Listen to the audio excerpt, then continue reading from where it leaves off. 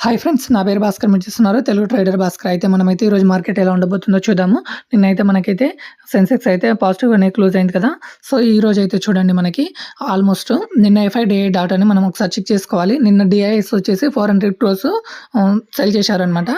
మనకి ఎఫ్ఐఎస్ వచ్చేసి నిన్న బై చేశారు. సో, ఎఫ్ఐఎస్ నిన్న బై చేయడం వల్ల ఈరోజు మనకి కంపల్సరీ గ్యాప్ అప్ అయితే మార్కెట్ అయితే ఓపెన్ కాబోతుంది.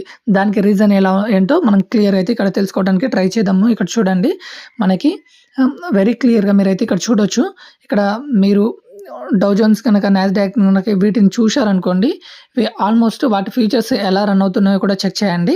ఇక్కడ మనకి నికెల్ వచ్చేసి 648 పాయింట్స్ అయితే గ్యాప్ అప్‌లో కనిపిస్తుంది. అదే గిఫ్ట్ నిఫ్టీ కూడా మనకి 90 పాయింట్స్ అయితే అప్‌లో కనిపిస్తుంది. సో, మనకి ఈరోజు కంపల్సరీ అయితే మార్కెట్ అయితే గ్యాప్ అప్ అయితే కాబోతుంది.